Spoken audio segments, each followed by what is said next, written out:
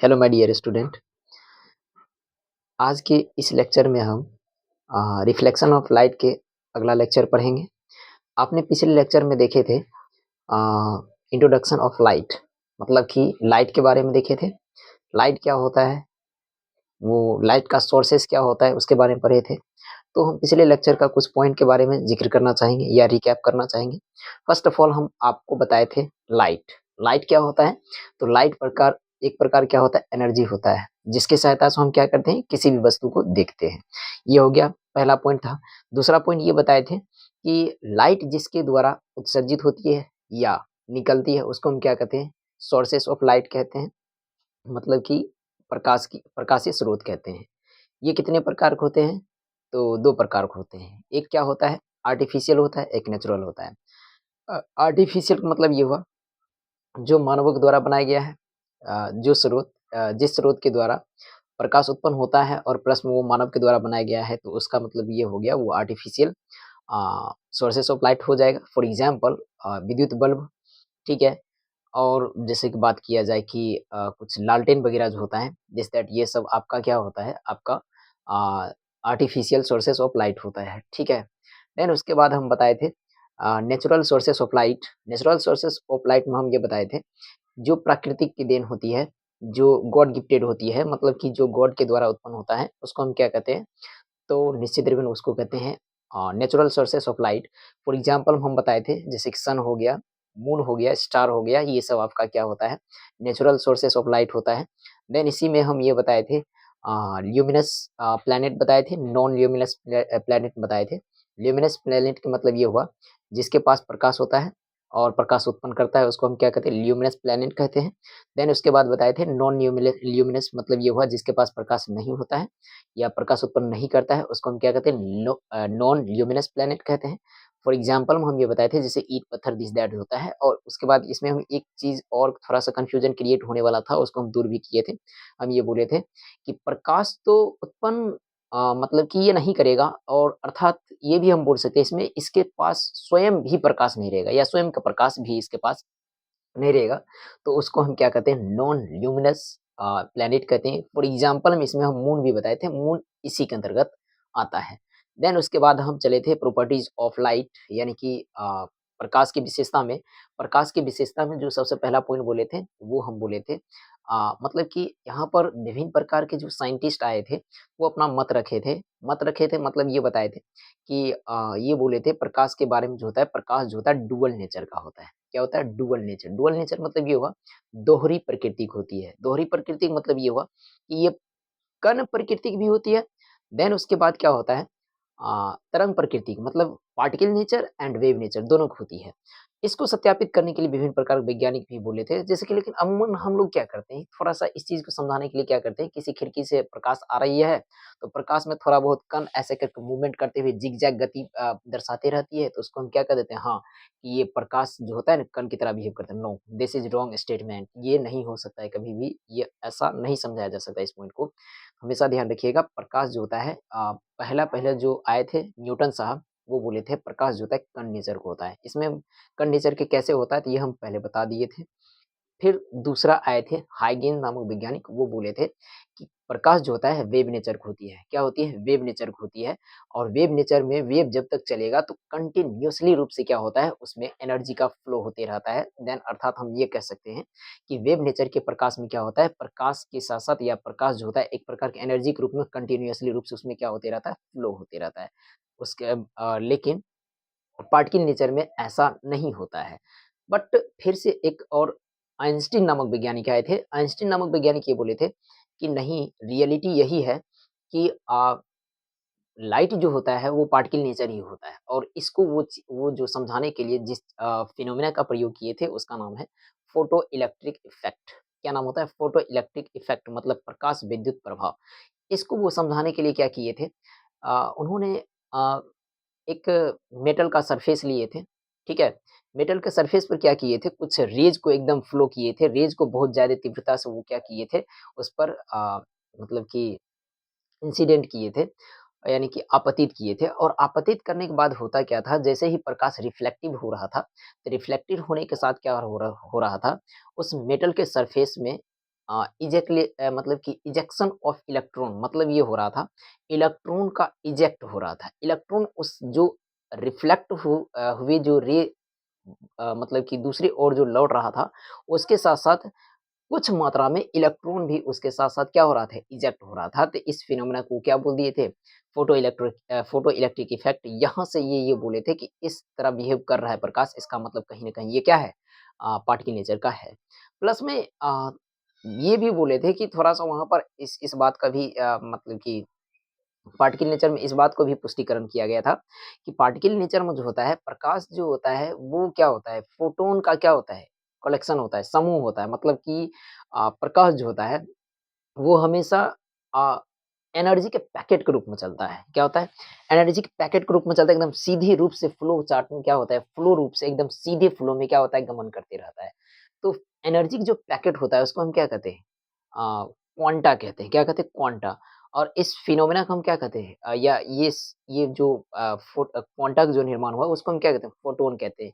यही बोला गया था कि प्रकाश जो होता है ना, वो फोटोन के रूप में चलता है, और चूँकि फोटोन जो होता है, वो कलेक्शन ऑफ जो होता है आपका क्वांटा का होता है, या बोला जाए तो एनर्जी के पैकेट्स होता है, इसलिए उसको क्या बोल दिया गया था, एनर्जी। चूँकि यहाँ पर पार्टिकल्स के रूप में है, इसलिए यहाँ पर इस बात को पुष्टिकरण किया गया था कि लाइट जो होता है, वो पार्टिकल नेचर होता है। ठीक है? तो इस प्रकार पार्टिकल नेचर के या वेव नेचर के बारे में बताया गया था। नेक्स्ट, अब हम ये प्रॉपर्टीज़ जो दूसरा था, मतलब कि यहाँ पर एक चीज़ और बताया गया था, मतलब कि जो रेज़ होता है, वो हमेशा एक स्ट्रेट लाइन में क्या होता है, गमन करती है या चलती है, तो उसको हम क्या कहते हैं, रे कहते हैं। क्या कहते हैं? रे। यहाँ तक आपको बता दिया गया था। मतलब ये हुआ कि ऐसे करके हमेशा जो प्रकाश जो गमन करती है, वो हमेशा इस रूप में चलती है। क्या होती है? एकदम सीधा चलती है। क्या होती है? सीधा चलती है। दैट्स कॉल्ड, इसको हम क्या कहते हैं, रे। क्या कहते हैं? रे, यानी कि किरण कहते हैं। क्या कहते हैं? किरण कहते हैं। और ऐसा कदा भी नहीं हो सकता है कि रे यानी कि प्रकाश, वो एक ही मतलब कि एक ही रे चलता होगा, ऐसा नहीं हो सकता है। हमेशा कभी भी प्रकाश जो गमन करता है, वो एक से अधिक रे के रूप में चलती है, एक से अधिक किरणें उसके साथ चलती है। मतलब ये हुआ कि ऐसा करके चलेगा, एक से अधिक किरणें एक साथ चलेगा, एकदम सीधी लाइन में। क्या हुआ? सीधे लाइन में। ये जब ये हुआ, एक किसी पार्टिकुलर रे को निकाल दिए, तो उसको हम पार्टिकुलर अगर पॉइंट को निकालिए, उसको हम क्या कहते हैं? रे। लेकिन अगर इस सभी कलेक्शन ऑफ रे, मतलब ये सारे को सारे एक साथ मिला देंगे ना, तो इसको हम क्या कहते हैं? तो इसको हम कहते हैं रे बीम। क्या कहते हैं? रे बीम, यानी कि किरण पुंज कहते हैं। क्या कहते हैं? ये सारे के सारे को मिला देंगे, तो हम क्या कहेंगे? रे बीम। रे बीम। ठीक है? यानी कि किरण पुंज कहते हैं। क्या कहेंगे? किरण पुंज। इसका मतलब कि दूसरा अगर हम पॉइंट की बात करते हैं, तो इसमें जो होगा, सबसे पहला जो प्रॉपर्टीज़ था, वो प्रकाश हमेशा सीधी रेखा में गमन करती है। क्या होती है? प्रकाश हमेशा सीधी रेखा में गमन करती है, और सीधी रेखा में जो गमन करती है, उस सीधी रेखा को क्या कहते हैं? प्रकाश की किरणें की सीधी जो प्रकाश जो सीधी पथ में जो गमन करती है, उस पथ को क्या कहते हैं? उस पथ को कहते हैं रे, यानी कि किरण कहते हैं। डायरेक्टली आपके एग्ज़ाम में क्वेश्चन पूछा जाएगा कि जब प्रकाश सीधी रेखा में गमन करती है, तो उसको क्या कहा जाता है? तो हमेशा ध्यान रखना है, जब प्रकाश सीधी रेखा में गमन करती है, तो उसको क्या कहा जाता है? रे कहा जाता है, यानी कि किरण कहा जाता है। क्या कहा जाता है? किरण कहा जाता है। इस बात को ध्यान रखना है। ठीक है? नेक्स्ट, यानी कि एक जब चल रहा था, तो उसको किरण कह दिए। अब एक से अधिक किरणें जब एक साथ चलेगा, तो उसको हम क्या कहेंगे? रे बीम कहेंगे, यानी कि किरण पुंज। जैसे कि ये हुआ। अब यहाँ पर किरण पुंज भी क्या होता है? एक से अधिक प्रकार का होता है। क्या होता है? एक से अधिक प्रकार। सबसे पहला होता है आपका अपसारी किरण पुंज। क्या होता है? अपसारी किरण पुंज, जैसे कि यहाँ पर लिखा गया है, डाइवर्जिंग। सबसे पहले यानी कि लिख सकते हैं मतलब किरण पुंज जो होता है, किरण पुंज, किरण पुंज, वो 3 प्रकार के होते हैं। किरण पुंज 3 प्रकार के होते हैं। कितने प्रकार के होते हैं? किरण पुंज 3 प्रकार के होते हैं। सबसे पहला क्या होता है? डाइवर्जिंग डाइवर्जिंग डाइवर्जिंग रे बीम, रे बीम, यानी कि इसको कहते हैं अपसारी किरण पुंज, अपसारी किरणपुंज। दूसरा अगर बात करते हैं, दूसरा होता है पैरेलल, ठीक है, पैरेलल रे बीम, ठीक है, रे बीम। और तीसरा बात करते हैं तो ये होता है कन्वर्जिंग, कन्वर्जिंग रे बीम, ठीक है, यानी कि अभिसारी किरणपुंज। क्या होता है? अभिसारी किरणपुंज। और इसका होता है समांतर किरणपुंज। क्या होता है? समांतर किरणपुंज, ठीक है। ये तीनों के बारे में हम पढ़ेंगे।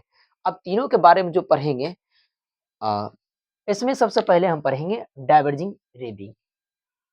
देखिए, ये बहुत ही सिंपल पॉइंट होता है। मतलब ये हुआ, इसके लिए हम 3 फिगर को बनाते हैं। मान लीजिए कि कुछ इस तरह का फिगर है, एक इस तरह का है, मतलब ऐसा करके है, और इसमें से मतलब कि एक ये बिंदु स्रोत है, ठीक है, ये कोई बिंदु स्रोत है। या मान लीजिए कि कोई यहाँ पर ये जो है आपका कोई ऑब्जेक्ट है, यानी कि वस्तु है, और ये क्या कर रहा है, प्रकाश को कुछ इस प्रकार निकाल रहा है, ऐसे करके, ऐसे करके, ये ऐसे कर प्रकाश निकाल रहा है। और ठीक उसी प्रकार एक और इसी तरह है, मान लीजिए कि इसमें इस तरह हो रहा है, ठीक है, ऐसा करके प्रकाश आ रहा है और किसी एक ही बिंदु स्रोत पर क्या हो रहा है, मिल रहा है, ठीक है। किसी जगह पर प्रकाश आकर या किरणें आकर क्या हो रहा है, एक ही बिंदु पर मिल रहा है, ठीक है, एक ही बिंदु पर मिल रहा है। और तीसरा हम इस तरह बनाते हैं, तीसरा इस तरह करके, ठीक है। अब देखिएगा, एक में देखिएगा ये बिंदु स्रोत है, पॉइंट सोर्सेस है, और इस पॉइंट सोर्सेस क्या हो रहा है, लगातार किरणें निकल रहा है और वो फैलते हुए प्रतीक हो रहा है। क्या हो रहा है? फैलते हुए, मतलब डाइवर्ज हो रहा है, ठीक है, फैलते हुए प्रतीक हो रहा है। और जैसे ही किरणें किसी स्रोत से निकलकर फैलते हुए प्रतीक होती है, तो उसको हम क्या कहते हैं, डाइवर्जिंग रे बीम कहते हैं। क्या कहते हैं? डाइवर्जिंग रे बीम कहते हैं, यानी कि अपसारी। अपसारी का मतलब ये होता है डाइवर्ज। डाइवर्ज मतलब ये हुआ फैलना। क्या होता है? फैलना। मतलब ये हुआ, किरणें किसी स्रोत से बाहर निकलेगा और निकल कर क्या होगा, फैलते हुए प्रतीक हो जाएगा, तो उसको हम क्या कहते हैं, डाइवर्जिंग रे बीम कहेंगे। क्या कहेंगे? डाइवर्जिंग रे बीम। मतलब ये हुआ कि अब जो आपको, जैसे मान लीजिए कि कभी क्वेश्चन, मान लीजिए कि कभी कोई टॉर्च ही जलाते हैं, तो आप देखिएगा टॉर्च में जो, टॉर्च से जो लाइट निकलता है, वो लाइट निकलने के बाद देखिएगा वो फैलते हुए प्रतीक आ रहा है। क्या होता है? फैलते हुए प्रतीक हो रहा है। तो इसका मतलब जो टॉर्च का जो लाइट होता है ना, वो क्या होता है, आपका डाइवर्जिंग लाइट होता है। क्या होता है? डाइवर्जिंग मतलब कि डाइवर्जिंग रे बीम होता है। वो अपसारी किरण पुंज होता है। कैसा होता है? अपसारी किरण। हमेशा ध्यान रखिए, किरणें कभी भी अकेला नहीं होता है। देन उसके बाद अब देखिएगा यहाँ पर विभिन्न जगह से किरणें आ रहा है। एक से अधिक स्थान से किरणें आ रहा है, और किसी एक ही पॉइंट पर क्या हो रहा है, ये एक ही पॉइंट पर आकर एकत्रित हो रहा है। कलेक्टिव मतलब कि एक ही जगह पर आकर मिल रहा है। तो इसका मतलब ये हुआ, इसको हम क्या कहते हैं, मतलब ये हो रहा है अभिसरित। क्या हो रहा है? अभिसरित। अभिसरित मतलब एक ही बिंदु पर आकर क्या हो गया, इकट्ठा हो गया। अब एक ही बिंदु पर जब इकट्ठा हो जाता है, तो ऐसा किरण पुंज को हम क्या कहते हैं, आपका कहेंगे अभिसारी। अभिसारी मतलब अभिसरित, एक ही जगह पर क्या हो रहा है, एकत्रित हो रहा है। इसको क्या कहेंगे? अभिसारी किरण पुंज। और समांतर किरण पुंज किसको कहेंगे? तो जब जो समांतर रूप से गमन करेगा, ऐसा किरण पुंज जो समांतर रूप से गमन करेगा, उसको हम क्या कह देंगे? समांतर किरण पुंज कहेंगे। फिर समझिएगा, पहला परिभाषा किसको कहेंगे, अभिसारी किरण पुंज किसको कहेंगे? तो अभिसारी किरण पुंज का मतलब ये हुआ, ऐसा किरण पुंज जो किसी बिंदु स्रोत से या किसी स्रोत से निकलकर फैलते हुए प्रतीक होगा, तो उसको हम क्या कह देंगे? अभिसारी किरण पुंज। और जब किरण पुंज किसी स्रोत से निकलकर, जब किरण पुंज किसी स्रोत से निकलकर एक ही बिंदु पर अभिसरित, अर्थात एक ही बिंदु पर एकत्रित होते हुए प्रतीक होती है, तो उसको हम क्या कहते हैं, अभिसारी किरण पुंज। और जब किरण पुंज क्या होता है, या जब किरणें समांतर रूप से गमन करती रहती है, क्या होती है, समांतर रूप से गमन करती है, तो उसको हम क्या कहते हैं, समांतर किरण पुंज। ठीक है, ये हमको लगता है कि आप लोग समझ गए होंगे, क्योंकि ये सिंपल ही है। ठीक है, ये हो गया आपका तीसरा प्रॉपर्टी, लाइट का तीसरा। फर्स्ट ऑफ ऑल, पहला प्रॉपर्टीज ये था कि आपका प्रकाश जो होता है हमेशा सीधी रेखा में गमन करती है, जिसको हम क्या कहते हैं, किरणें कहते हैं। दूसरा ये था कि आपका मतलब कि जो होता है किरणें जो होता है, वो हमेशा एक साथ जब बहुत ज्यादा निकलता है या कलेक्शन के रूप में सॉरी, ठीक है, जब किरणें एक से अधिक एक साथ चलता है तो उसके समूह को हम क्या कहते हैं? किरणपुंज कहते हैं। किरणपुंज 3 प्रकार का होता है, अभिसारी, अपसारी, उसके बाद समांतर किरणपुंज। इस दोनों प्रॉपर्टी से भी हम पहले बताए थे, किरण जो होता है या प्रकाश जो होता है आपका अनुप्रस्थ तरंग और उसके बाद विद्युत चुंबकीय तरंग दोनों होता है। क्या होता है? विद्युत चुंबकीय तरंग और अनुप्रस्थ तरंग दोनों होता है। ये हम पिछले लेक्चर में बता चुके हैं कैसे होता है। इसके बारे में अगर आपको जानना है तो पिछला लेक्चर आप देख सकते हैं। ठीक है, ये हो गया। अब हम चलते हैं आगे की ओर। मान लीजिए क्या अब पूछा जाएगा कि आपको कि प्रकाश की चाल यानी कि स्पीड ऑफ लाइट क्या होता है? ठीक है। तो प्रकाश की चाल मतलब क्या होता है? मतलब प्रकाश जितना तीव्र से चलता है उसको ही हम क्या कहते हैं? प्रकाश की चाल। क्या कहेंगे? प्रकाश मतलब किसी भी मीडियम में हो, मान चलिए कि हवा में वो कितना गति से चल रहा है, वैक्यूम में कितना गति से चल रहा है, पानी में कितना गति से चल रहा है, काँच में कितना गति से चल रहा है, पॉलीथीन में कितना गति से चल रहा है। अलग-अलग प्रकार क्या होता है आपका मीडियम होता है और उस मीडियम में क्या होगा जिस जिस गति से क्या होगा प्रकाश चलेगा ना, उसी को हम क्या कह देते हैं? प्रकाश की गति कहते हैं या प्रकाश की चाल कहते हैं। तो हमेशा ध्यान रखना है, प्रकाश की चाल किसको कहते हैं?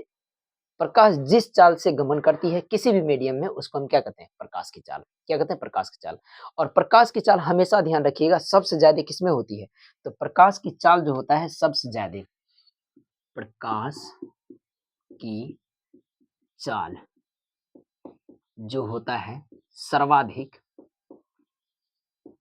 सर्वाधिक वो होता है वैक्यूम में। क्या होता है? वैक्यूम। वैक्यूम मतलब निर्वात में। किसमें होता है? निर्वात में। प्रकाश की चाल सर्वाधिक निर्वात में होती है। ठीक है। और कितना होता है? तो हमेशा ध्यान रखना है 3 गुने 10 पर पावर 8 मीटर प्रति सेकंड होता है। यानी कि 3 into 10 डेज 8 मीटर पर सेकंड। इसी को क्या लिख सकते हैं? 3 लाख किलोमीटर प्रति सेकंड भी लिख सकते हैं। क्या लिख सकते हैं? 3 लाख किलोमीटर प्रति सेकंड या 3 गुने 10 पर पावर 8 मीटर प्रति सेकंड। ये होता है आपका वैक्यूम। अब माना जाता है कि नियरली वैक्यूम और उसके बाद एयर दोनों में प्रकाश की चाल जो होता है समान ही होता है। लगभग थोड़ा पॉइंट का कमी होता है, एयर में थोड़ा कम हो जाता है, वैक्यूम में ज़्यादा होता है। पॉइंट का थोड़ा क्या होता है एयर में वैक्यूम में ज़्यादा होता है, पॉइंट का थोड़ा बहुत क्या होता है एयर में कम होता है। लेकिन नियरली दोनों का समान मान लिया जाता है। हमेशा ध्यान रखना है। सीधे क्वेश्चन आपको पूछा जाएगा हवा या निर्वात में प्रकाश की चाल कितना होता है? तो 3 into 10 डेज 8 मीटर पर सेकंड या 3 लाख किलोमीटर प्रति सेकंड होता है। ठीक है। तो इसमें तो सबसे ज़्यादा हो गया। अब पूछा जा सकता है मान लीजिए कि आपको कहीं पूछा जा सकता है कि सबसे कम प्रकाश की चाल किसमें होता है? तो सबसे कम प्रकाश की चाल हमेशा ध्यान रखना है, सबसे कम होता है डायमंड में। क्या होता है? डायमंड में। ठीक है, एग्ज़ैक्टली इसके बारे में बुक में नहीं लिखा जाता है कि कितना होता है, लेकिन लगभग बोला जाए तो 1 लाख लगभग 25 हज़ार तक, ठीक है, 1,25,000 किलोमीटर प्रति सेकंड लगभग होता है डायमंड में भी। तो हम क्या लिख सकते हैं? हीरा में हीरा में हीरा यानी कि डायमंड, ठीक है, डायमंड में सबसे कम सबसे कम प्रकाश की चाल प्रकाश की चाल होती है। ठीक है। और एक बात ध्यान रखिएगा, पानी में भी प्रकाश का चाल होता है, कांच में भी प्रकाश का चाल होता है, हर एक जगह पर प्रकाश का चाल होता है। ठीक है। ये आपको अगला चैप्टर यानी कि रिफ्रैक्शन ऑफ लाइट में बताया जाएगा। ठीक है। ये हो गया आपका तीसरा या चौथा प्रॉपर्टीज। ठीक है। नेक्स्ट हम पढ़ेंगे आपका, अब मान लीजिए क्या कि जैसे मान लीजिए कि ये कोई वस्तु है। ठीक है। ये कोई वस्तु है। ठीक है। ये कोई वस्तु है। इस पर मान लीजिए कि हम किसी प्रकाश को ऐसे करके क्या करेंगे, इस प्रकार हम गुजारेंगे। क्या करेंगे? इस प्रकार गुजारते हैं प्रकाश को। ऐसे क्या कर देंगे? प्रकाश गुजारते हैं। क्या लगता है? इस पर जितना प्रकाश आया है या रे जो आया है या रे बीम जो आया है, हर एक रे बीम क्या हो जाएगा? ये रिफ्लेक्टेड हो जाएगा ऐसे करके, ऐसे हो जाएगा, ये ऐसे हो जाएगा या ऐसे करके इधर निकल जाएगा। क्या लगता है? नहीं, ऐसा नहीं होता है। हमेशा ध्यान रखिएगा, दुनिया में ऐसा कोई भी बॉडी नहीं है, दुनिया में ऐसा कोई प्लेनेट नहीं है जिस पर प्रकाश पड़ेगा या दुनिया में कोई ऐसा वस्तु नहीं है जिस पर प्रकाश पड़ेगा और वो 100 का 100 परसेंटाइल प्रकाश को क्या कर देगा? रिफ्लेक्ट कर देगा। नहीं, उसके अंदर कुछ ना कुछ क्या होता है, वो वस्तु पर जैसे ही प्रकाश पड़ेगा तो वो थोड़ा ना थोड़ा मात्रा में क्या होता है? प्रकाश को एब्जॉर्ब करता है। क्या करता है? अवशोषित करता है। ठीक उसी प्रकार इस पर ये सारे के सारे जब प्रकाश को इस वस्तु पर हम क्या किए हैं, जब इसको हम इंसिडेंट किए हैं, तो निश्चित रूपेण ये वस्तु क्या करेगा, कुछ अपने अंदर इस प्रकाश को क्या कर लेगा, अवशोषित कर लेगा। ये क्या है, अवशोषित हुए प्रकाश। ये क्या है, अवशोषित हुए प्रकाश या प्रकाश की किरणें, अवशोषित हुए प्रकाश की किरणें। इतना मात्रा में अवशोषित होगा, और जो बचता है, जिस प्रकाश की किरणें को ये अवशोषित नहीं कर पाता है, उसको ये क्या कर देता है, रिफ्लेक्ट कर देता है। क्या कर देता है, रिफ्लेक्ट। ये इधर चल जाएगा, ये इधर आ जाएगा, कुछ इधर चलाएगा, तो ये क्या कर दिया, रिफ्लेक्ट। अब यहाँ पर एक चीज आप देख रहे हैं, ये सारे किरणें क्या हो रहा है, इस ये थोड़ा ऐसे करके भी आ सकता था, ये पीछे भी लौट सकता था, मतलब ऐसे करके गया, तो ये ऐसा भी आ सकता था, ऐसा भी आ सकता था, कुछ ऐसा आता है, नो डाउट, ठीक है, ऐसा भी आता है, लेकिन ये ऐसा भी हो गया, इधर उधर जहां तहां फैल गया। तो इस किरणें के फैलने की प्रक्रिया को क्या कहते हैं, इसको हम कहते हैं स्कैटरिंग ऑफ लाइट। क्या कहते हैं, स्कैटरिंग ऑफ लाइट। अब स्कैटरिंग ऑफ लाइट का मतलब क्या हुआ, कि जब भी प्रकाश को क्या करेंगे, किसी पिंड से गुजारेंगे या किसी पिन पर गुजारेंगे, तो वो पिंड क्या कर देता है, उस प्रकाश को स्कैटरिंग कर देता है, मतलब कि उस पिंड के द्वारा उस प्रकाश को क्या कर देता है, फैला देता है। क्या कर देता है, फैला देता है। इस फैलाने की प्रक्रिया, यानी कि पिंड के द्वारा किसी प्रकाश को फैलाने की प्रक्रिया को हम क्या कहते हैं, स्कैटरिंग ऑफ लाइट। क्या कहते हैं, स्कैटरिंग ऑफ लाइट। और एक बात हमेशा ध्यान रखिएगा, ये जो प्रकाश जो अवशोषित किए हैं ना ये पिंड, यही अवशोषित प्रकाश को क्या करेगा, ये चारों ओर फैलाएगा। क्या करेगा, चारों ओर फैलाएगा। मान लीजिए ना कि सपोज दैट आपको बोर्ड कहीं चमकता हुआ प्रतीक होता होगा। क्या होता होगा, चमकता हुआ प्रतीक हो रहा है। क्यों चमक रहा है, क्योंकि वो प्रकाश उत्पन्न कर रहा है। क्या कर रहा है, प्रकाश। हमेशा हमेशा ध्यान रखिएगा, बॉडी वही है या ऑब्जेक्ट वही है जो प्रकाश को क्या कर देता है, रिफ्लेक्ट करता है। क्या करता है, रिफ्लेक्ट करता है। मतलब ये हुआ, इसके बारे में हम आगे समझा रहे हैं, लेकिन इससे पहले हम ये समझ जाते हैं। सीधे क्वेश्चन पूछा जाएगा, स्कैटरिंग ऑफ लाइट किसको कहते हैं। स्कैटरिंग ऑफ लाइट मतलब ये हुआ कि जब भी किसी प्रकाश को क्या करते हैं, किसी कण से गुजारते हैं या किसी बॉडी पर गुजारते हैं, तो वो क्या कर लेता है, प्रकाश को क्या कर लेता है, मैक्सिमम प्रकाश को वो स्कैटरिंग कर देता है, मतलब उस प्रकाश को फैला देता है। क्या कर देता है, फैला देता है। इस फैलाने की घटना को ही हम क्या कहते हैं, स्कैटरिंग ऑफ लाइट। इसको हम लिख देते हैं, स्कैटरिंग ऑफ लाइट का मतलब क्या होता है, स्कैटरिंग ऑफ लाइट।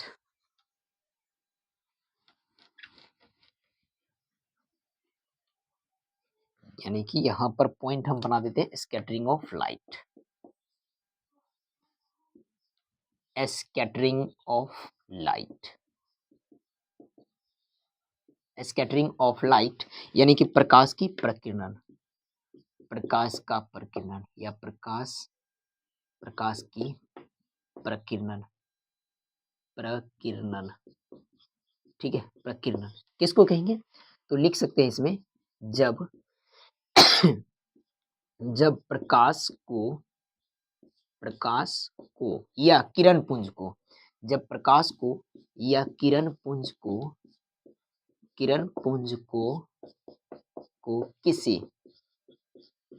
पिंड पर किसी पिंड पर आपतित की जाती है। आपतित मतलब गुजारने की प्रक्रिया, यानी कि इंसिडेंट की जाती है, इंसिडेंट की जाती है, तो पिंड प्रकाश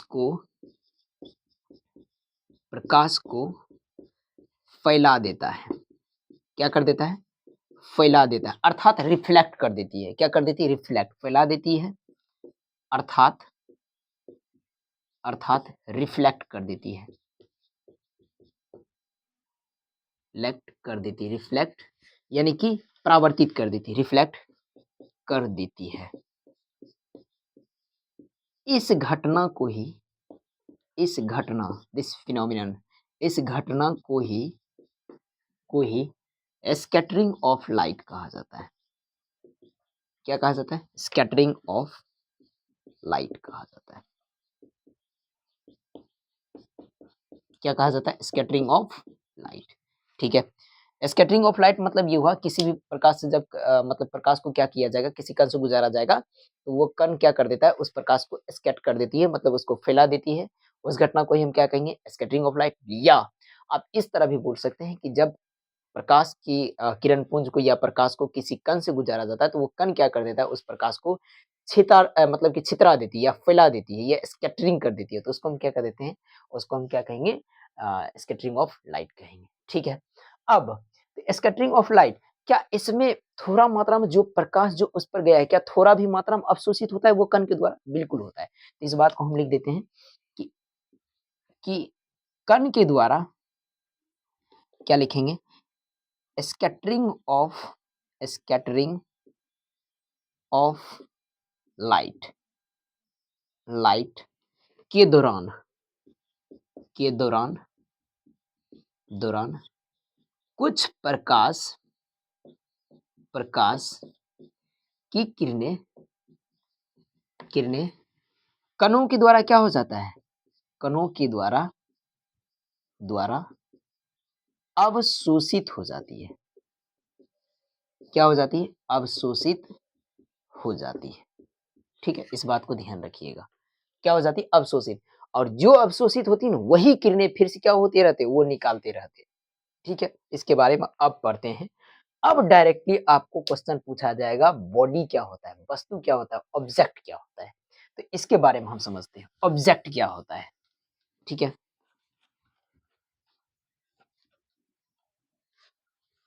जैसे कि आप लोग थोड़ा बहुत रिवीजन किए होंगे, पढ़े होंगे, इसी 10th में ही पढ़े होंगे शुरू में ही, कि हाँ भाई, अवतल दर्पण के सामने या उत्तल दर्पण के सामने किसी वस्तु को रख देते हैं, तो उससे प्रकाश निकलते आता रहता है।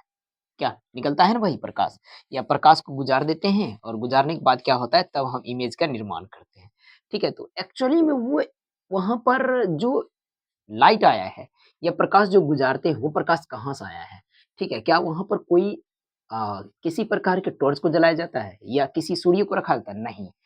अब सुनिए, ऑब्जेक्ट क्या होता है। ऑब्जेक्ट यानी कि वस्तु, सॉरी, वस्तु क्या होता है, ठीक है। वस्तु मतलब मान लीजिए कि ये, जैसे कि ये कोई, मान लीजिए कि ये कोई पिंड है, ठीक है, ये कोई वस्तु है, ठीक है, ये क्या है, कोई वस्तु है। अब ये वस्तु तब कहलाएगा जब किसी भी प्रकाश को क्या करेगा, ये रिफ्लेक्ट करेगा।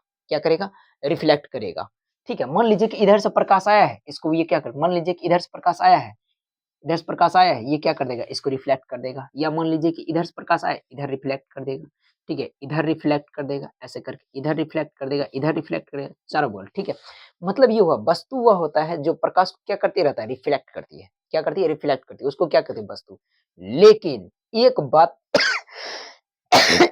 सॉरी, लेकिन यहाँ पर एक बात थोड़ा-सा टर्निंग है। टर्निंग ये है कि मे यहाँ से एक क्वेश्चन भी हम पूछ सकते हैं, जैसे मान लीजिए हम, मेरा क्वेश्चन ये है कि क्या यहाँ पर जो वस्तु है, वो वस्तु प्रकाश निकाल सकती है या प्रकाश को उत्सर्जित कर सकती है? इसका जवाब आपका यस रहना चाहिए। क्यों? क्योंकि हम पहले बता चुके हैं, स्कैटरिंग ऑफ लाइट में क्या होता है, हर एक बॉडी जहाँ-जहाँ प्रकाश पड़ेगा ना, वहाँ पर मान चलिए कि कहीं ईंट पर ही प्रकाश पड़ गया है, तो ईंट भी क्या करेगा, उस प्रकाश को क्या करेगा, थोड़ा मात्रा में अवशोषित करेगा। देन उसके बाद जो बचेगा उसको क्या कर देगा, रिफ्लेक्ट करेगा। अब मान लीजिए पत्थर पर ही पड़ गया, तो पत्थर पहले क्या करेगा, उसको अवशोषित करेगा, देन उसके बाद क्या करेगा, उसको रिफ्लेक्ट करेगा। मान लीजिए कि ये इस पर अभी इस बल्ब का जो प्रकाश आ रहा है, ठीक है? बल्ब का जो लाइट आ रहा है, तो ये भी बॉडी क्या करेगा, पहले थोड़ा मात्रा में इसको मतलब कि अवशोषित करेगा। क्या करेगा, अवशोषित करेगा, और अवशोषित करने के बाद जो बचेगा, जो अवशोषित इससे नहीं हो सकता, वो क्या कर देगा, रिफ्लेक्ट करेगा। क्या करेगा, रिफ्लेक्ट। इसका मतलब जो अवशोषित हुए जो प्रकाश था ना, उस प्रकाश को अब ये स्वयं क्या करेगा, उत्सर्जित करेगा। क्या करेगा, स्वयं उत्सर्जित करेगा। अब कहिएगा इसका मतलब सर जितना भी दुनिया में बॉडी है या मतलब कि ऑब्जेक्ट है, सारा का सारा प्रकाश उत्पन्न करेगा कुछ ना कुछ। यस, बिल्कुल सभी के सभी प्रकाश उत्पन्न करेगा। जैसे कि मान लीजिए कि हम, क्या हमारे अंदर से प्रकाश उत्सर्जित हो रहा है? नहीं, कहिएगा नहीं हो रहा है। अब थोड़ा-सा हो सकता है कि मेरा फेस में कहीं न कहीं देखिएगा थोड़ा-सा शाइनिंग लगता होगा, ये चमकीला प्रतीक होगा, तो वहाँ पर देखिएगा वो थोड़ा ना थोड़ा चमकीला क्यों प्रतीक हो रहा है? क्यों, वो प्रकाश उत्सर्जित कर रहा है। क्या कर रहा है? प्रकाश उत्सर्जित कर रहा है। तो हमेशा ध्यान रखना है, जो पॉइंट या जो ऑब्जेक्ट आपको चमकीला दिखाई दे रहा है, मतलब कहीं न कहीं वो क्या कर रहा है? प्रकाश उत्सर्जित कर रहा है। तो हमेशा ध्यान रखना है, वो प्रकाश जो उत्सर्जित करता है वो क्या चीज उत्सर्जित करता है? जो प्रकाश वो स्वयं क्या किए थे, एब्जॉर्ब किए थे, मतलब कि अवशोषित किए थे, उस प्रकाश को वो क्या करते रहता है, उत्सर्जित करते रहता है। इसका मतलब ऑब्जेक्ट किसको कह सकते हैं? ऑब्जेक्ट मतलब ये हुआ, या तो ऑब्जेक्ट क्या करेगा, प्रकाश को रिफ्लेक्ट करेगा, उसके ओर आने वाले प्रकाश जो आया है, उसके ओर प्रकाश, वो क्या कर देगा, उस प्रकाश को रिफ्लेक्ट करेगा, उसको क्या कर देगा, उसको परावर्तित कर देगा, या वो स्वयं अपने बॉडी से क्या कर लेगा, प्रकाश उत्सर्जित करेगा।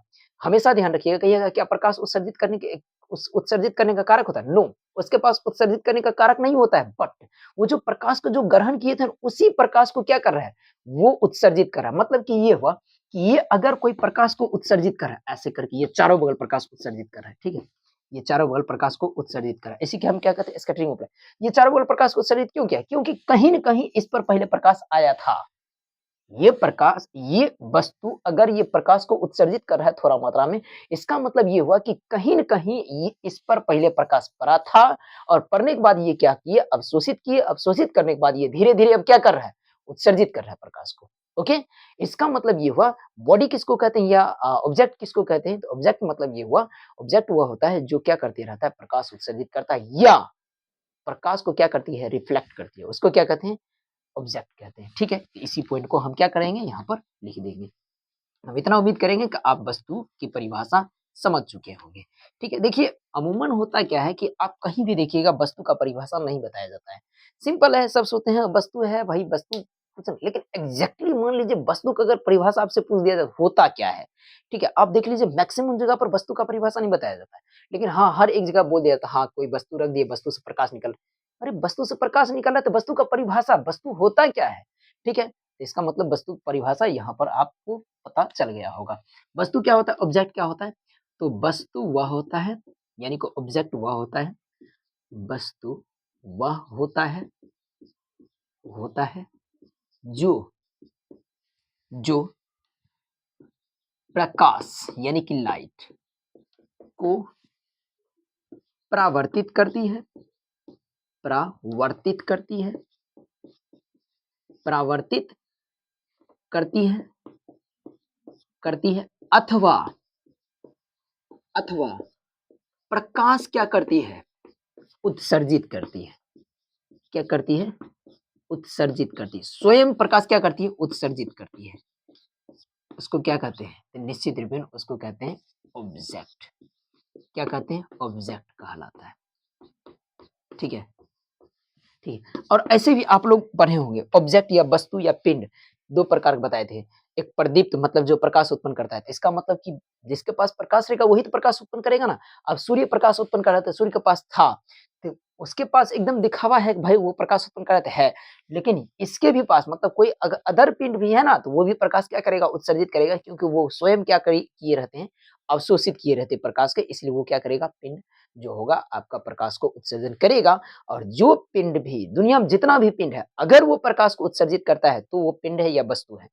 ठीक है, सुन लीजिए, दुनिया में वे सभी पदार्थ वस्तु होगा जो प्रकाश को उत्सर्जित करेगा, या तो प्रकाश को क्या करेगा?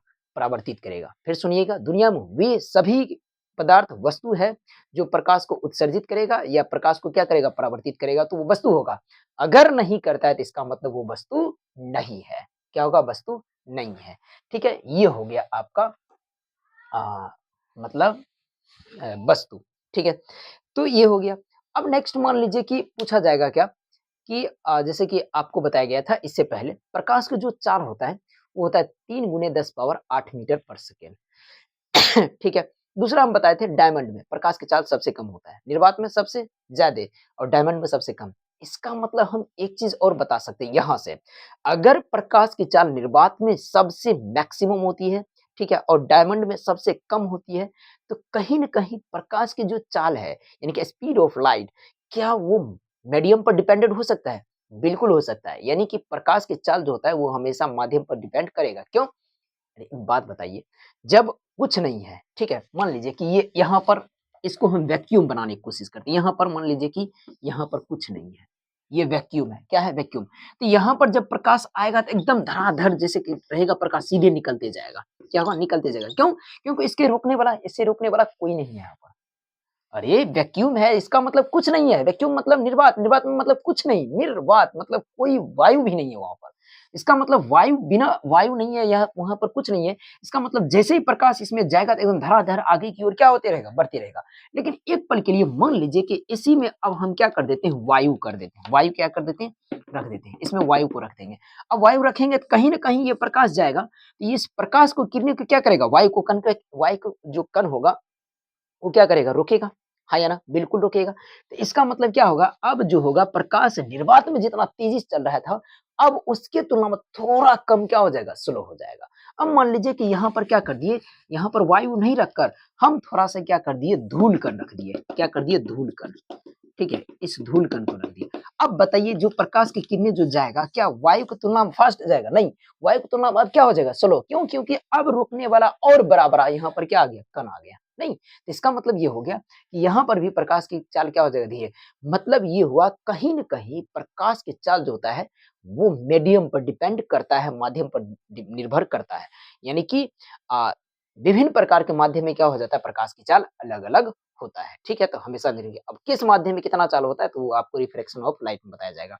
इस बात को हम लिख देते हैं, प्रकाश की चाल जो होता है वो हमेशा किस पर डिपेंडेंट होता है, तो प्रकाश की चाल वो जो होता है डिपेंडेंट, वो होता है माध्यम पर निर्भर करता है। क्या लिख देंगे? प्रकाश की चाल, प्रकाश की चाल, प्रकाश की चाल यानी कि speed of light, speed of light, speed of light depend on, या मतलब कि माध्यम पर डिपेंड करती है, माध्यम पर निर्भर करती है। क्या करती है? निर्भर करती है। सीधे डायरेक्टली क्वेश्चन आपको पूछा जाएगा कि प्रकाश की चाल किस पर निर्भर करती है, तो प्रकाश की चाल हमेशा ध्यान रखिएगा वो माध्यम पर डिपेंड करती है। पानी में प्रकाश की चाल अलग होगा, ईंट में प्रकाश की चाल अलग होगा, लोहा में प्रकाश की चाल अलग होगा, वायु में प्रकाश की चाल अलग होगा, निर्वात में प्रकाश की चाल अलग होगा, कांच में प्रकाश की चाल अलग होगा, पॉलीथीन में प्रकाश की चाल अलग होगा। हर एक जगह पर क्या होता है, प्रकाश की चाल अलग होता है। ठीक है। अब जो होता है कुछ अन्य पिंड के बारे में भी हम पढ़ेंगे। ठीक है। जैसे कि आप लोग 2 चीज़ और पढ़े होंगे, पारदर्शी पिंड, अपारदर्शी पिंड, और उसके बाद पारभासी पिंड। ठीक है? तो पारदर्शी पिंड किसको कहते हैं? यानी कि कुल मिलाकर ये हम पढ़ेंगे, प्रकाश के आर-पार होने के आधार पर जो होगा पिंड कितने प्रकार के होते हैं। ठीक है? क्या पढ़ेंगे?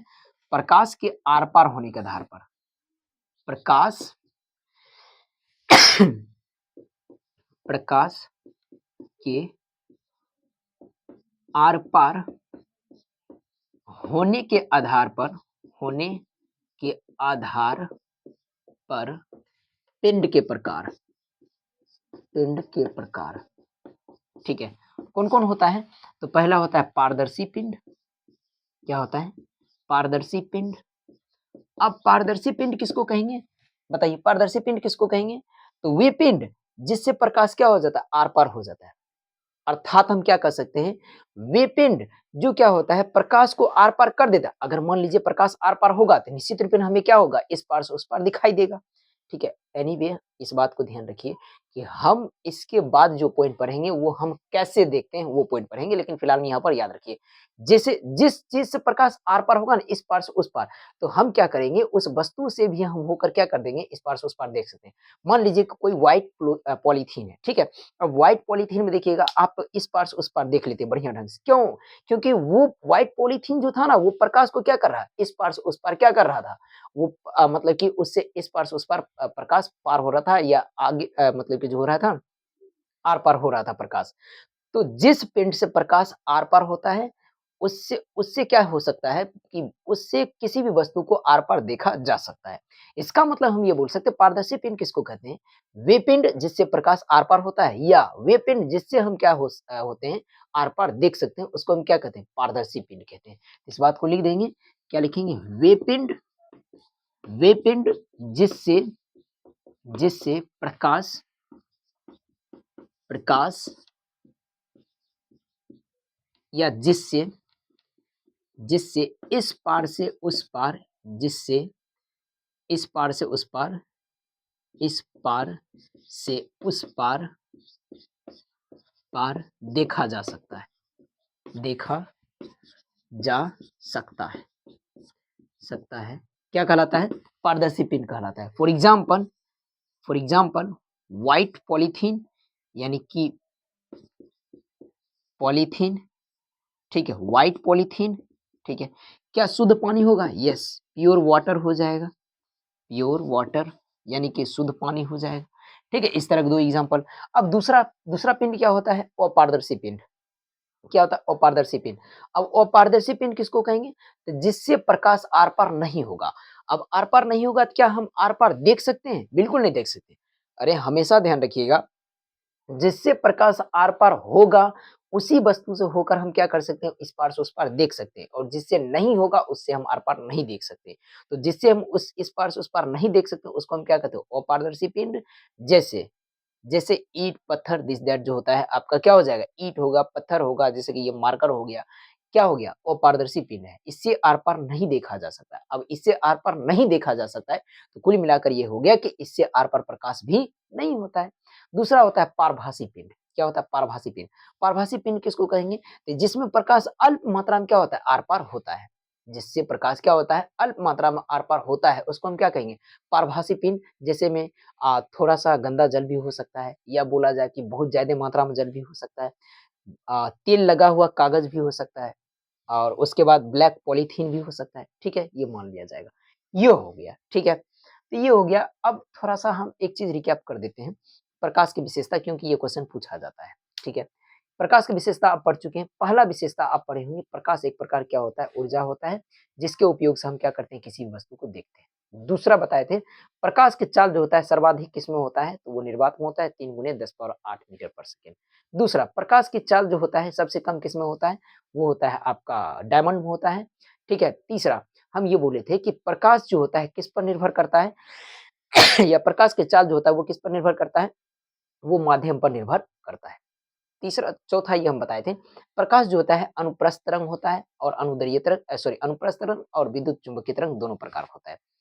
पाँचवा ये हम बताए थे, प्रकाश जो होता है ना, वो डुअल नेचर का होता है। क्या होता है? डुअल नेचर का। डुअल नेचर मतलब कि वो कण प्रकृति और उसके बाद जो होता है आपका तरंग प्रकृति दोनों का होता है, ठीक है? तो हम लोग जो पढ़ते हैं वो ज़्यादातर किसमें पढ़ते हैं? कण प्रकृति पढ़ते हैं। दूसरा हम नेक्स्ट ये बताए थे, प्रकाश जो होता है वो हमेशा सीधी रेखा में गमन करती है, और जो सीधी रेखा में गमन करती है उसको हम क्या कहते हैं? रे कहते हैं, यानी किरणें कहते हैं, किरण कहते हैं, ठीक है? और जब किरणें एक से अधिक समूह में मिल जाता है तो उसको हम क्या कहते हैं? रे बीम यानी कि किरण पुंज कहते हैं। ये हो गया प्रकाश की विशेषता। अब हम पढ़ेंगे फाइनली रिफ्लेक्शन ऑफ लाइट, ठीक है? अब पॉइंट आया है आपका जो मेन पॉइंट था, रिफ्लेक्शन ऑफ लाइट, जो किताब का जो पहला चैप्टर का जो पहला पॉइंट है, वो है रिफ्लेक्शन ऑफ लाइट। अब हम पढ़ेंगे रिफ्लेक्शन ऑफ लाइट क्या होता है, ठीक है? और इसी को पढ़ने के बाद हम पढ़ेंगे किसी भी वस्तु को हम कैसे देखते हैं, ठीक है? किसी वस्तु को हम कैसे देखते हैं तब वो पढ़ेंगे, ठीक है? तो उससे पहले हम क्या पढ़ लेते हैं? रिफ्लेक्शन ऑफ लाइट, ठीक है?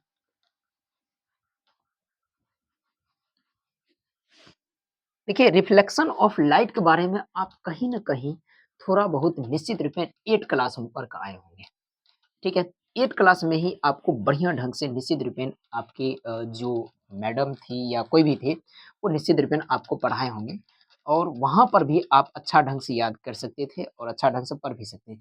और थोड़ा ये छोड़िए, 8 क्लास में ठीक है, वहाँ पर तो प्रकाश के बारे में था ही, ठीक है? लेकिन आप 9th क्लास में भी आए होंगे तो रिफ्लेक्शन ऑफ साउंड पढ़ाया गया होगा, रिफ्लेक्शन ऑफ साउंड, और उस वक़्त भी थोड़ा बहुत आपको बताया गया गया होगा कि जिस तरह साउंड का रिफ्लेक्शन होता है, सेम बाय सेम उसी प्रकार लाइट का भी रिफ्लेक्शन होता है, ठीक है? तो हम पढ़ लेते हैं अब रिफ्लेक्शन ऑफ लाइट, ठीक है? Reflection of light, reflection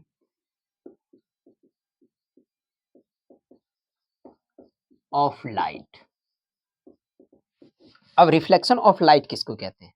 simple देखिए, जैसे कि मान लीजिए कि ये कोई क्या है? अपारदर्शक सतह है। क्या है?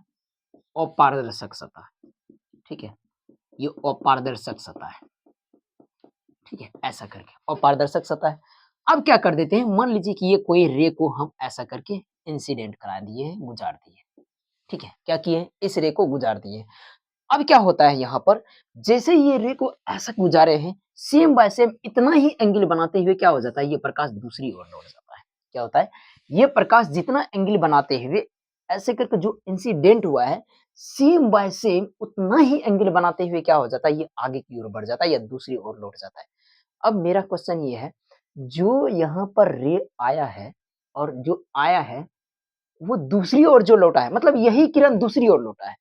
तो ये क्या एक ही माध्यम हो रहा है या यहाँ पर आया तो एक माध्यम हो गया और इधर से इधर जो जा रहा है वो अलग माध्यम हो गया? नो, माध्यम वही है। अगर वहाँ पर अगर एयर है तो एयर ही होगा या वैक्यूम है तो वैक्यूम ही होगा या वाटर है तो वाटर ही रहेगा, मतलब माध्यम समान ही है, ठीक है?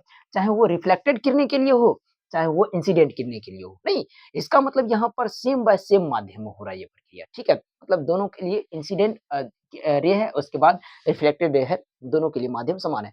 तो क्या लिख सकते हैं?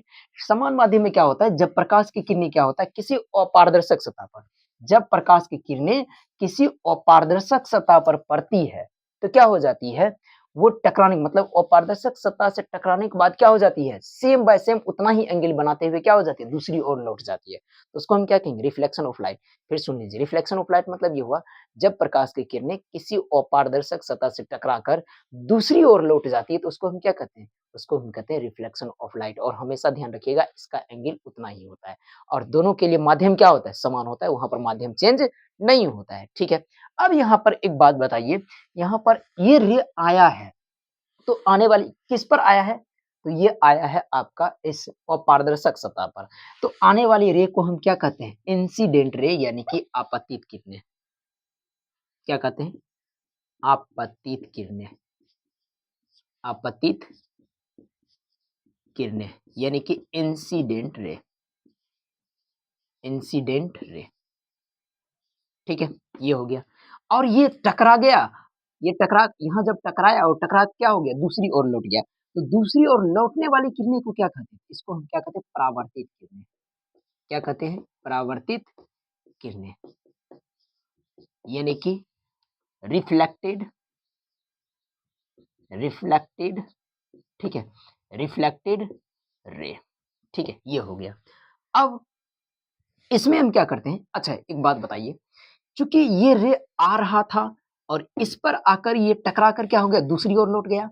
तो ये जब आने वाला किरण जो था उसको हम क्या कह दिए? इंसिडेंट रे कह दिए और जो टकरा कर दूसरी ओर लौट गया उसको हम क्या कह दिए? रिफ्लेक्टेड रे कह दिए। अब चूँकि ये प्रक्रिया यानी कि आकर टकराया और टकरा कर दूसरी ओर लौट रहा है, ये किस पर हो रहा है? इस सरफेस पर हो रहा है, इस अपारदर्शक सतह पर हो रहा है। तो इस अपारदर्शक सतह पर अगर होगा तो इस अपारदर्शक सतह को क्या कहेंगे? चूँकि इस पर क्या हो रहा है? प्रकाश का परावर्तन हो रहा है। इस सतह पर क्या हो रहा है? प्रकाश का परावर्तन। अरे इसी पर न टकरा कर क्या हो रहा है? दूसरी ओर लौट रहा है। तो इस सतह पर आकर प्रकाश का परावर्तन हो रहा है तो इसको हम क्या कहते हैं? इसको हम कहते हैं रिफ्लेक्टेड सतह, सरफेस। क्या कहते हैं? रिफ्लेक्टेड सरफेस मतलब परावर्तक सतह। इस सतह को क्या कहेंगे? परावर्तक सतह। परावर्तक सतह, ठीक है? रिफ्लेक्टेड रिफ्लेक्टेड सरफेस, क्या कहते हैं? रिफ्लेक्टेड सरफेस कहेंगे, ठीक है? ये हो गया। अब एक बात बताइए, यहाँ पर आपका क्वेश्चन ये भी तो हो सकता है कि यहाँ पर रिफ्लेक्टेड सरफेस के रूप में अपारदर्शक सतह ही क्यों चुना गया या अपारदर्शक पदार्थ ही क्यों चुना गया? सिंपल रीजन है, अपारदर्शक सतह रहेगा तो ही तो प्रकाश आर पार नहीं करेगा ना भाई। क्या होगा? और पारदर्शक सतह रहेगा तो ही प्रकाश आर पार नहीं करेगा। अब मान लीजिए कि ये पारदर्शक अगर हो जाएगा तो निश्चित रूप से क्या हो जाएगा? प्रकाश आर पार हो जाएगा और प्रकाश आर पार होगा तो उसका रिफ्लेक्शन ऑफ लाइट कहाँ होगा? मतलब प्रकाश का परावर्तन तब काहे होगा? क्यों? क्योंकि मान लीजिए कि जहाँ पर जैसे कि हमें अगर प्रकाश का परावर्तन नहीं कराना है, तो नहीं कराना है तो उसके लिए क्या करना है? उसके लिए हमें किसी पारदर्शक सतह से गुज़रना पड़ेगा। क्या करना पड़ेगा? पारदर्शक सतह। और पारदर्शक सतह से जैसे ही गुज़रेगा तो वहाँ पर प्रकाश का परावर्तन बहुत कम मात्रा में होगा। क्यों? क्योंकि उसको वो क्या कर रहा है? मतलब भेदन कर रहा है। यानी कि वो भेद करके क्या कर रहा है? प्रकाश आर-पार हो जा रहा है। और जहाँ पर प्रकाश आर-पार हो जाएगा, वहाँ पर प्रकाश का परावर्तन नहीं होता है। क्या होता है? प्रकाश का परावर्तन नहीं होता है। क्यों? क्योंकि उसका अवरोधक वहाँ पर कोई है ही नहीं। अरे जहाँ पर किसी चीज़ का अवरोधक होगा तो ही तो वहाँ पर क्या करिएगा फ़ैक्ट। मान लीजिए कि अभी 10th क्लास एग्ज़ाम दीजिएगा, मान लीजिएगा आप 11th क्लास में जाना चाहते हैं। अभी 10th क्लास में आप 11th क्लास में जाना चाहते हैं। तो आप 11th क्लास में जाना चाहते हैं तो एक बैरियर आपको तोड़ना पड़ेगा। कौन-सा बैरियर? वो 10th क्लास का बोर्ड एग्ज़ाम पास करना पड़ेगा। अगर 10th क्लास का बोर्ड एग्ज़ाम पास नहीं कीजिएगा तो क्या 11th क्लास में प्रवेश कीजिएगा? नहीं कर सकते। इसका मतलब ये हुआ कि आपको कहीं न कहीं 10th क्लास के बोर्ड से क्या करना पड़ेगा? फैटिंग करना पड़ेगा, तब ही आगे क्या कर सकते हैं? बढ़ सकते हैं। क्या हो गया? बढ़ सकते हैं। लेकिन मान लीजिए क्या? मान लीजिए कि 10th क्लास ही बोर्ड आप मतलब 10th क्लास के बोर्ड से आप फैटिंग कीजिएगा, आप उनसे नहीं जीत पाए, अर्थात आप क्या हो गए? फेल हो गए। तो इसका मतलब फेल हो गए तो उनसे नहीं जीत पाए तो इसका मतलब फिर से क्या कीजिएगा? चलाइएगा रिपीट, कहिएगा नहीं भाई हमें 11th क्लास में अभी नहीं जाना, फिर से क्या करेंगे? तैयारी करेंगे। इसका मतलब क्या हो गया? आप 11th क्लास में नहीं गए, पीछे फिर मुड़ कर चल आए और फिर से क्या किए? 10th क्लास की एग्ज़ाम की तैयारी करना शुरू कर दिए। सेम उसी प्रकार यहाँ भी हो रहा है कि जहाँ पर भी अगर मान लीजिए अपारदर्शक सतह मिलेगा, वहाँ पर प्रकाश अगर जाएगा और जाने के बाद उनको ये पता चलेगा कि नहीं यहाँ पर जो होगा भाई यहाँ पर अपारदर्शक सतह है, यहाँ पर पारदर्शक सतह नहीं है जिसको हम भेद करके आगे जा सकते हैं। तो क्या हो जाएगा वहाँ पर जैसे उसको पारदर्शक सतह मतलब कि अपारदर्शक सतह मिलेगा वो क्या हो जाएगा? टकरा कर लौट जाएगा। क्यों? क्योंकि वो उसका माध्यम ही नहीं है आगे जाने का। समझ रहे? इसलिए वो क्या हो जाता है माध्यम वो वहाँ से लौट आ जाता है। मतलब प्रकाश का वहाँ पर क्या हो जाता है परावर्तन हो जाता है। हमेशा ध्यान रखना है प्रकाश का परावर्तन करने के लिए यहाँ पर अपारदर्शक सतह ही क्यों चूज़ किया जाता है? क्योंकि अपारदर्शक सतह को कभी भी प्रकाश जो होता है आर-पार नहीं कर पाता, ये भेद नहीं पाती है। ठीक है? ये हो गया। अब सुनिए, इसमें जो ये ऐसे करके आ रहा है, ऐसे करके जो जा रहा है, इसमें कुछ ना कुछ एंगल बन रहा है। हाँ या ना? बिल्कुल बन रहा है। तो वो एंगल कितना बन रहा है? कौन-सा एंगल बन रहा है? उसको मेज़रमेंटिंग करने के लिए या मापने के लिए क्या करते हैं यहाँ पर उसके बीच में हम क्या करते हैं? नॉर्मल डालते हैं। अब डायरेक्टली आपको क्वेश्चन पूछा जाएगा कि रिफ्लेक्शन ऑफ लाइट यानी कि प्रकाश के परावर्तन में हम नॉर्मल का प्रयोग क्यों करते हैं? तो हमेशा ध्यान रखना है नॉर्मल का प्रयोग एंगल को मेज़रमेंट करने के लिए की जाती है। किसको मेज़रमेंट करने के लिए? एंगल को मेज़रमेंट यानी कि जो प्रकाश का परावर्तन में जो आपतित किरण और परावर्तित किरणें के द्वारा जो कोण बनता है, उस कोण को मापने के लिए जिसका उपयोग की जाती है, उसको हम क्या कहते हैं? नॉर्मल कहते हैं यानी कि अभिलंब कहते हैं। यानी कि इसके बीच में हम क्या डाल देंगे? नॉर्मल डाल देंगे यानी कि अभिलंब डाल देंगे। क्या डाल दिए? नॉर्मल। पूछा जाएगा नॉर्मल क्या होता है? तो ये एंगल को क्या की जाती है? मेज़रमेंट की जाती है। एंगल मेज़रमेंटिंग मेज़रमेंट ठीक है, एंगल क्या करती है? मेज़रमेंट करती है, एंगल को ये क्या करती है? मापती है। अब देखिएगा, अब जैसे ही नॉर्मल दिए हैं, ये एंगल बन गया है, ठीक है? इसमें ये एंगल बन गया और इधर ये एंगल बन गया है। तो ये देखिएगा, ये आपतित किरणें हैं, मतलब इंसिडेंट रे है। ये इंसिडेंट रे और ये नॉर्मल, इस दोनों के बीच बना एंगल ये हुआ। नहीं, इस एंगल को क्या कहते हैं? इसको क्या कहते हैं? इंसिडेंट एंगल कहते हैं। क्या कहते हैं? इंसिडेंट एंगल मतलब कोण आई। क्या कहते हैं? कोण आई मतलब आपतन कोण कहते हैं। क्या कहते हैं? आपतन कोण कहते हैं। ये कौन-सा कोण हो गया? ये हो गया आपका आपतन कोण। आपतन कोण, ठीक है? यानी कि इंसिडेंट एंगल हो गया। Incident angle. ठीक है, क्या हो गया? Incident angle. अब देखिएगा, ये किरणें लौट रहा है जिसको हम क्या कहते हैं? परावर्तित किरणें और ये परावर्तित किरणें और उसके बाद ये नॉर्मल के बीच बना कोण ये है, एंगल बना ये है। तो इसको हम क्या कहते हैं? इसको हम क्या कहते हैं? Reflected angle. क्या कहते हैं? Reflected angle. ठीक है, इसको किससे डिनोट किया जाता है? तो इसको आर से। किससे डिनोट किया जाएगा? आर से। और हमेशा ध्यान रखिएगा कोण आई का मान कोण आर के मान के क्या होता है? बराबर। यानी कि इंसिडेंट एंगल इज इक्वल क्या होता है? Reflected angle.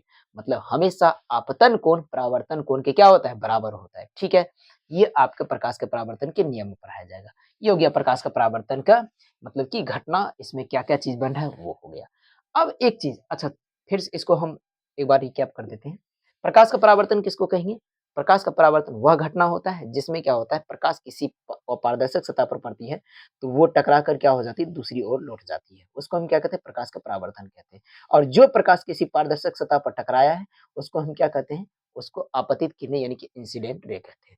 और वही प्रकाश क्या हो जाती है? टकरा कर दूसरी ओर लौट जाती है। तो लौटने वाली प्रकाश को हम क्या कहते हैं? सेम जो एंगल के साथ लौटती है उसको हम लौटने वाली रे को क्या कहते हैं? तो उसको हम परावर्तित किरणें यानी कि रिफ्लेक्टेड एंगल रिफ्लेक्टेड रे कहते हैं। ठीक है? और उसके बाद जिस सतह पर प्रकाश का क्या होता है? परावर्तन होता है, उसको हम क्या कह देते हैं? उसको हम कहते हैं परावर्तक सतह। क्या कहते हैं? परावर्तक सतह। फिर सुन लीजिएगा, जिस सतह पर प्रकाश का परावर्तन होता है, उसको हम क्या कहते हैं? परावर्तक सतह। मतलब इस सतह से प्रकाश का परावर्तन हुआ, ये क्या हो गया? परावर्तक सतह हो गई। ठीक है? अब इसमें ये जो हम क्या बोल रहे थे कि ये आपतित किरणें आया और परावर्तित किरणें लौट कर चल गया। तो इस दोनों में क्या होता है? कुछ एंगल का निर्माण होता है। वो एंगल कितना डिग्री होगा? उसको मेजरमेंटिंग करने के लिए क्या की जाती है? इसमें नॉर्मल को डाला जाता है यानी कि नॉर्मल लिखा जाता है या नॉर्मल डाल दिया जाता है। तो इसका मतलब नॉर्मल क्या होता है? ये इसके द्वारा कोण को माप की जाती है और उसके बाद आपतित किरणें और परावर्तित किरणें के बीच में डाला गया लंब को क्या होता है? अभिलंब, या एक स्ट्रेट फॉरवर्ड में डाला गया लंब को ही क्या कहते हैं? अभिलंब कहते हैं। ठीक है, इसके द्वारा एंगल को माप की जाती है। ये तो फिर नेक्स्ट बताए थे, आपतित किरणें और अभिलंब के बीच बने कोण को क्या कहते हैं? आपतन कोण कहते हैं, यानी कि इंसिडेंट एंगल कहते हैं। ठीक है, और परावर्तित किरणें और अभिलंब के बीच बने कोण को क्या कहते हैं? परावर्तन कोण कहते हैं, यानी कि रिफ्लेक्टेड एंगल कहते हैं। और ये आपतन कोण और उसके बाद परावर्तन कोण, ये दोनों हमेशा क्या होता है? आपस में बराबर होता है, यानी कोण आई बराबर कोण आर होता है। ठीक है, ये हो गया प्रकाश के परावर्तन की घटना। अब सुन लीजिए, डायरेक्टली आपको क्वेश्चन पूछा जाएगा कि प्रकाश के परावर्तन जो होता है, घटना तो ठीक है पढ़ लिए, लेकिन अब हमें ये बताइए कि किसी कोई वस्तु को हम देख कैसे पाते हैं? मान लीजिए क्या कि हमारे रूम में जो जो भी चीज़ रखा हुआ उसको हम बढ़िया ढंग से देख लेते हैं। क्यों देखते हैं? रीज़न है, क्योंकि हम मान लीजिए कि इस चीज़ ये मार्कर है, ठीक है? अगर हम इस मार्कर को क्या कर रहे हैं? देख रहे हैं, तो कहीं न कहीं ये मार्कर पर पहले क्या हो रहा है? प्रकाश आ रहा है। क्या हो रहा है? प्रकाश आ रहा है। क्या बोले थे कि हमारे वस्तु जो होता है या हमारे अंदर जो भी चीज़ पाया जाता है, क्या होता है कि पहले क्या होता है? उस पर प्रकाश आता है और प्रकाश को थोड़ा मात्रा में ऑब्ज़र्व करता है, वो अवशोषित करता है। तो ये मान लीजिए कि इस पर प्रकाश आया। क्या हो गया? मान लीजिए कि पीछे से कोई प्रकाश आया और ठीक है, जैसे ही प्रकाश आएगा तो ये प्रकाश को क्या करेगा? रिफ्लेक्ट कर देगा। क्या करेगा? रिफ्लेक्ट करेगा। और ये जैसे ही प्रकाश रिफ्लेक्ट करेगा, वो रिफ्लेक्टेड प्रकाश कहाँ आएगा? हमारे आँखों तक आएगा। और जैसे ही हमारे आँखों तक उस वस्तु के द्वारा रिफ्लेक्टेड प्रकाश आएगा, तो उस वस्तु को हम क्या कर लेंगे? देख लेंगे। अब सपोज़ दैट मान लीजिए ना कि अभी जो आप जैसे कि यहाँ पर मतलब कि वहाँ पर कुछ डायग्राम वगैरह लगाया हुआ है रूम में, ठीक है? या मान लीजिए कि वहाँ पर ड्राइंग है थोड़ा-सा स्केलेटल सिस्टम का, तो उस ड्राइंग को हम बढ़िया ढंग से देख रहे हैं। क्यों देख रहे हैं? रीज़न है, क्योंकि उस ड्राइंग पर बल्ब का क्या हो रहा है? प्रकाश पड़ रहा है और उस ड्राइंग का जो पेपर है, वो क्या कर रहा है? उस प्रकाश को निश्चित रूप में रिफ्लेक्टेड करते हुए क्या कर रहा है? हमारे आँखों तक प्रवेश कराती है या हमारे आँखों तक लाती है और जैसे ही वो प्रकाश क्या हो जाता है? रिफ्लेक्टेड होकर वो डायरेक्टली हमारे आँखों तक आती है, तो निश्चित रूप से तब उस वस्तु को हम क्या कर पाते हैं? देख पाते हैं। तो हमेशा ध्यान रखिएगा, हम तभी किसी वस्तु को देख पाते हैं, जब वो वस्तु क्या करेगा? किसी प्रकाश को रिफ्लेक्ट करके हमारे आँखों तक पहुँचाएगा, तब वो वस्तु क्या करेगा? हमको दिखाई देगा। यानी कि ये हुआ कि मान लीजिए कि कोई वस्तु रखा गया है, मान लीजिए कि ये कोई वस्तु है और इस वस्तु को अगर हम देखना चाहते हैं, यहाँ पर हमारा आई है, ऐसे करके आई है, तो ये वस्तु को तब देखेगा जब यहाँ से ऐसे करके प्रकाश जाएगा और प्रकाश जाकर यहाँ पर प्रकाश गया और फिर से प्रकाश रिफ्लेक्टेड होते हुए क्या होगा? इस आई तक आएगा, तो ये वस्तु क्या होगा? हमें दिखाई देगा। अब मान लीजिए ना कि ये बोलिएगा सर ऐसा क्यों? ऐसा निश्चित रूप में आप एक बात बताइए, फिनोमिनन आप देख सकते हैं। रात का मौसम आप किसी वस्तु को देख पाते हैं? नहीं। क्यों? क्योंकि रात के मौसम में कहीं प्रकाश होता ही नहीं है। तो प्रकाश नहीं होता है तो वो वस्तु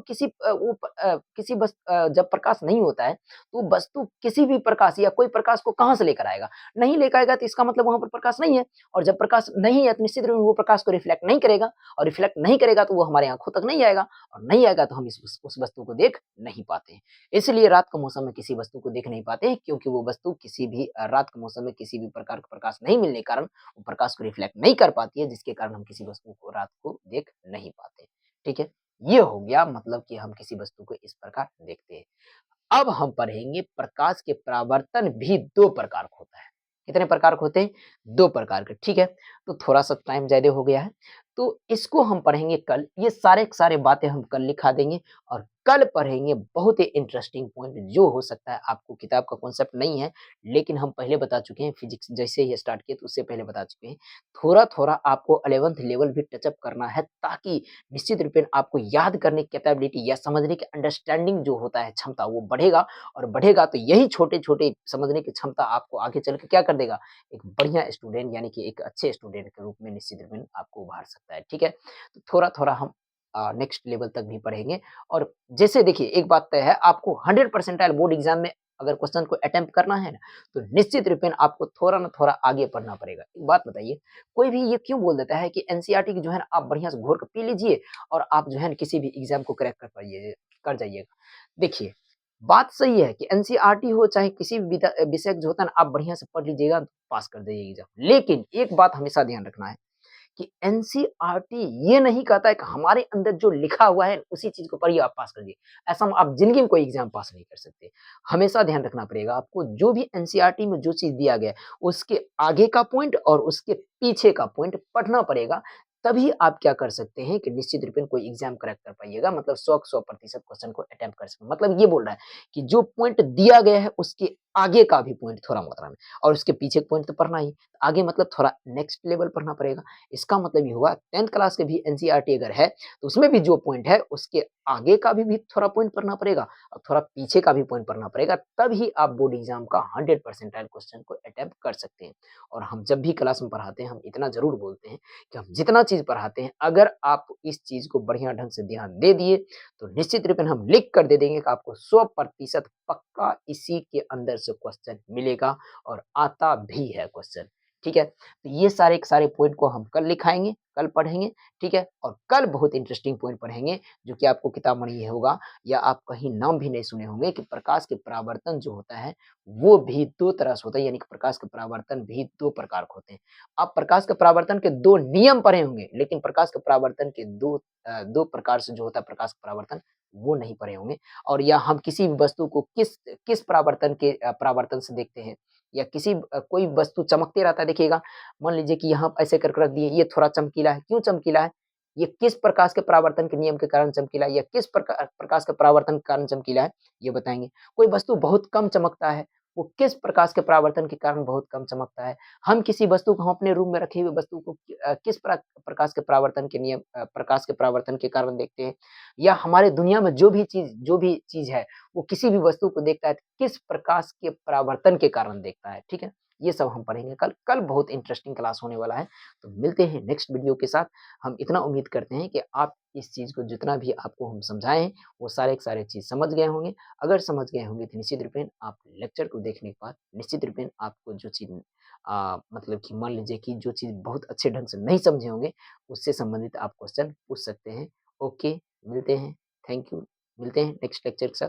थैंक यू।